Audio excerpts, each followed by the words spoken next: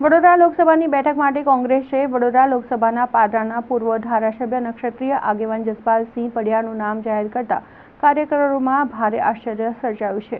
ક્ષત્રિય બહુમતી વિસ્તાર ધરાવતા પાદરા તાલુકામાંથી જસપાલસિંહે 4 લેન રોડ તેમજ પાણીની યોજનાના અમલ માટે ધારાસભ્ય પદેથી રાજીનામું આપવાની ચીમકી આપી હતી। તેઓ શાંત અને સૌમ્ય પ્રતિભા ધરાવે છે, પરંતુ તેમનો મત વિસ્તાર વડોદરા લોકસભામાં આવતો નહીં હોવા છતાં તેમને વડોદરા લોકસભાની બેઠક માટે ઉમેદવાર જાહેર કરાયા છે, જેનો અર્થ કોંગ્રેસે ક્ષત્રિય મતો અંકે કરવા માટે પાસું ફેંક્યું હોય તેમ મનાય છે। 2 દિવસ અગાઉ ક્ષત્રિય સમાજ કલેક્ટર કચેરી આવેદનપત્ર આપવા ગયું હતું, ત્યારે જસપાલસિંહ પડિયાર પણ હાજર હતા। અત્રે ઉલ્લેખનીય છે કે વડોદરા જિલ્લાના કોંગ્રેસ પ્રમુખ તરીકે જવાબદારી મળ્યા બાદ 2 મહિના પહેલા જ તેમણે એક કોંગ્રેસી આગેવાને કરેલા આક્ષેપોને કારણે સોશિયલ મીડિયા પર પ્રમુખ પદેથી રાજીનામું આપવાની જાહેરાત કરી હતી। જો કે પ્રદેશ પ્રમુખ શક્તિસિંહ ગોહિલે તેમને લોકસભા સુધી હોદ્દા પર ચાલુ રહેવા સમજાવતા તેઓ માની ગયા હતા।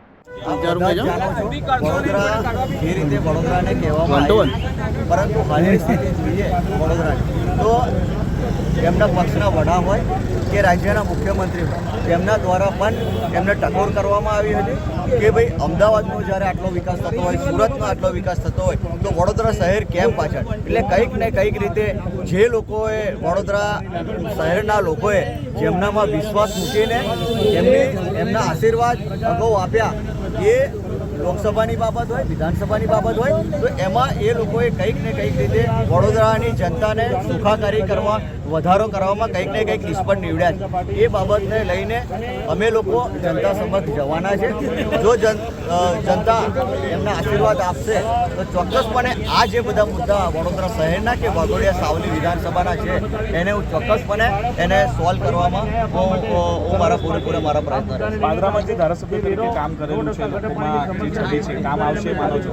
જે ચોક્કસપણે પાદરાની જનતાના આશીર્વાદ ના કારણે આજે આ વડોદરા લોકસભાની બેઠક જે રીતે મેં પાદરામાં મારું કામ કરવાની જે મારી એ રહી છે, પદ્ધતિ રહી છે, એના પાદરાની જનતાનો હું ખૂબ આભારી છું કે એમને જે મને ગત 2017માં 20,000ની લીડથી મને જીતાડ્યો, એના ભાગરૂપે જ આજે આ કોંગ્રેસ પાર્ટીએ મારામાં વિશ્વાસ